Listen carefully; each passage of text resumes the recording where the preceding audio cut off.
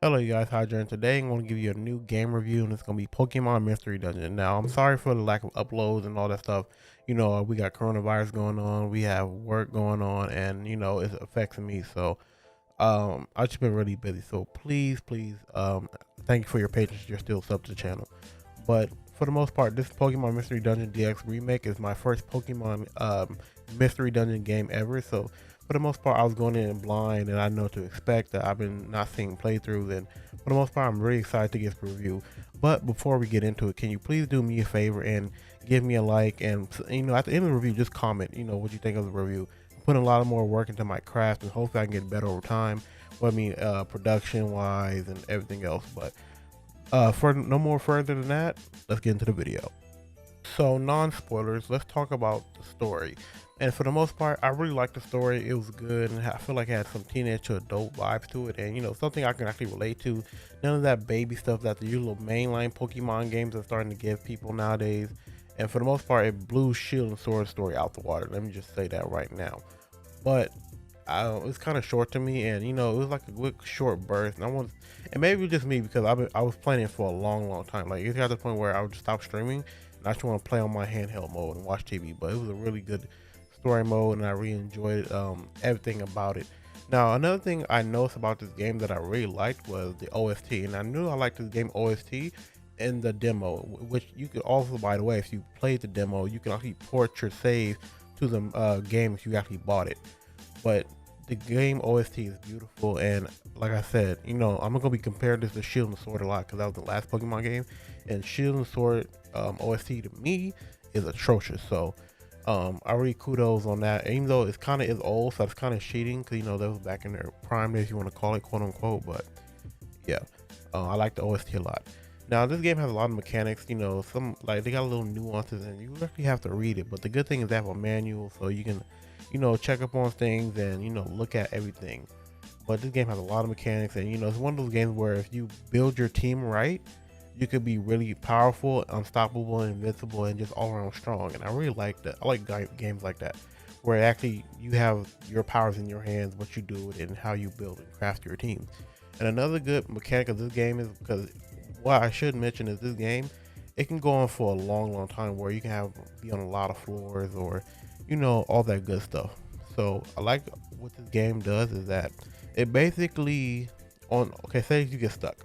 The online you can pay people to come rescue you, or you can rescue yourself. Even though I kind of wouldn't recommend it because say if you're far up, you're just gonna be replaying the level that you already got to, so that could be draining. But I really do think that's a good, neat online feature to have just pay somebody to rescue you. And I will say it does take time because they have to get to you, but it does incentivize you to like just chill, wait, or do other things while you're waiting to be rescued. That's why you won't have to just be sitting there with your thumb up, and just be waiting. So I really think that's a good feature. So you won't have to, if you choose not to, go all the way back. And another thing I should mention about the story is that even though it is short, to me, it kind of has a really big post game. Arguably, that half the game is post game. Well, half the story is post game. So it really entices you to play, and it's really hard if you're into that after the post game. They stop holding your hand and all that good stuff. And spoiler, but not spoiler, you do evolve your Pokemons in your crew.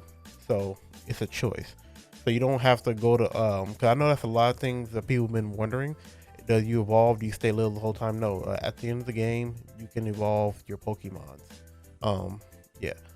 But that's just my positive. So like any other game, no game's perfect. So let me get to the cons. Basically, from at points of this game, I feel like the game could be a little grindy.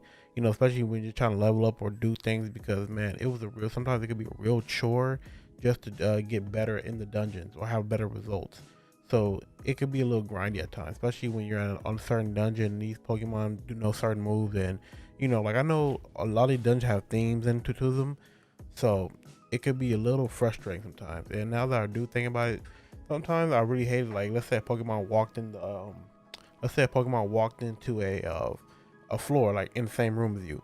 They could just use an attack and you don't know who the hell killed you because like they're using like eruption or earthquake, or they're not even on your screen yet. So that kind of little bit annoyed me, and it's a real pain in the ass. So Yeah, they should have worked on that, because I'm not sure if they worked like on the last mystery dungeon game. But yeah, that was kind of big annoying. And another thing that annoyed me was the money. The money is given in small portions, and I see what they were trying to do, but it can get kind of annoying. So basically, on some of the dungeon floors, most of the time you're getting money, the items, because you find items on the floors, you can use them, but it doesn't do no good if I'm getting like 35 Poké Dollars, or stuff that I really don't matter in the grand scheme of things. Like, yeah, if you collect a lot of them, you'll be able to buy something, but like stuff like TMs cost like thousands, the Poké Islands cost a lot of thousands, and for the most part, you just buy stuff from the Kecleon store, and if he has something usable. So that could be really irritating, just getting money, money, money, money on the floor, when sometimes you actually need like an apple to feed yourself. Maybe you need like a revive or an orange berry so you can heal yourself. You know, I kind of don't like how money was spread out in this game. So that's why it kind of ties into the grindiness of that. But man, you could possibly be grinding for hours. Now, my final complaint with this game, the item UI is a mess. And what's crazy about it, because in the Kangaskhan storage, it's kind of better laid out. But I wish they did that better in the main bag. Cause think of it like this, if I'm collecting stuff all the time, I won't know randomly what's what. Like, I would rather have said, hey, here's all the necrochips, here's all the apples, here's all, instead of me just having to keep flipping through pages. It can get kind of annoying. So that's just my frustration. That's probably the cons that I have with this game. Kind of very minor, but it could still be a little bit annoying. It's just something you notice.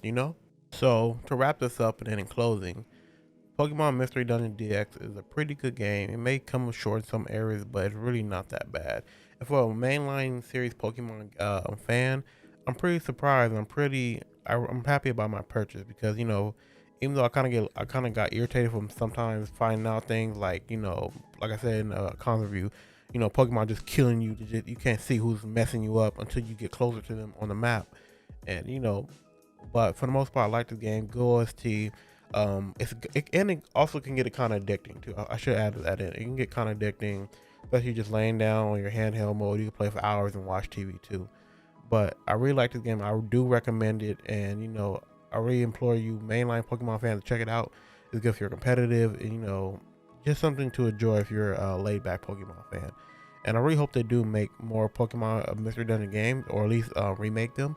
And then that kind of adds to my theory of how I think some Satellite Pokemon games are kind of better than the mainline games. That's just my opinion. That's some of them.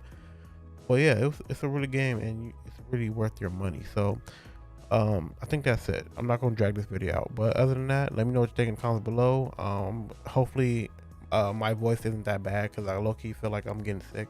So I really want to get this video out before I do, and hopefully if I do, I get better quickly by the time the next review or upload on the channel.